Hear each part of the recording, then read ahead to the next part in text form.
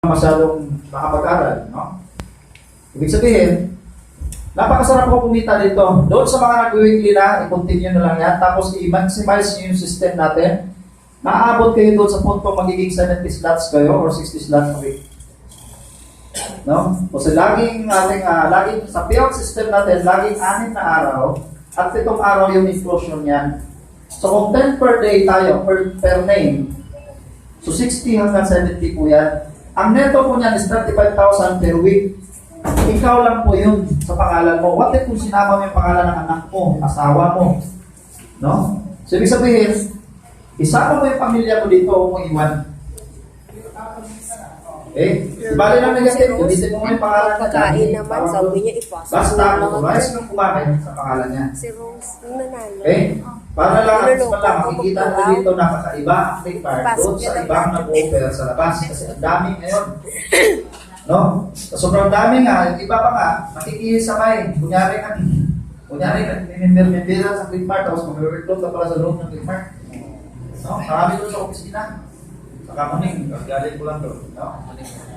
Ang atin lang dito, wala naman tayong boot rule dyan kung saan kayo. Tingnan nyo lang kung anong kaibahan ng click part, ano ba yung doktrina na, ano yung pinaglaban niya, kumpara sa mga yun. Kasi kung ang negosyo pasukan nyo, basta-basta lang din yun. Nakita lang isang product, tapos ginawa ng marketing tagline, tapos naniwala naman tayo, alam niyo sino ba yung namumulong niyan? Ano ba yung uso ng namumulong niyan?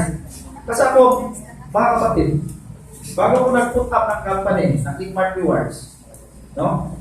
2 years ago, no? 2 taon ko itong pinaghirapan yung Clickmart para nang mabuo sa sadlak, no? Ang tawag dyan, pagkakasadlak ko doon sa 20 to 25 kang napasok ng brand. No? Meron naman mga matatagal na kumpanya, so kaso ang hirap, una-una, bakit ko nahirapan? Kailangan ko mag-reinvent. Kailangan ko mag-illusion muna bago ko makakumbinsi ng tao. No? Kasi ang ino-offer ko, hindi naman yung pang-araw-araw ng needs nyo. Ang ino-offer ko, specialized product naman. Pag-rayo nga, pag-ganito, pag-ganyan. No? Paano ko walang rayo yung offer ko? Babaliwin yung sasakyan. Paano kung wala pa akong sasakyan ang apply gamitin ko. So nagiging sinungaling ako sa sarili kong negosyo. Ayaw ko yung gano'n. No? Kaya ito yung pagkakaiba ni Clickmart dahil hindi nyo kailangan magsinungaling dito para na makakumbinsi ko yung tao. Ang kumbinsihin nyo muna yung sarili nyo. Wala na pa kayong doubt. Pag wala ng doubt, sali sa Clickmart. Pag wala ng doubt, saka mag-invite. Pag may doubt pa, huwag mo na mag-invite. Dahil pag nag-doubt yung ikaw at yung in-invite mo, dalawa na kayo against the company. No? So, ang hirap ang sasagot dahil sa Facebook, nasa na yung nasa na yung ganyan. No? So, announce ko lang doon sa Facebook natin, kasi doon yung informasyon ngayon, kailangan na lang natin na maintindihan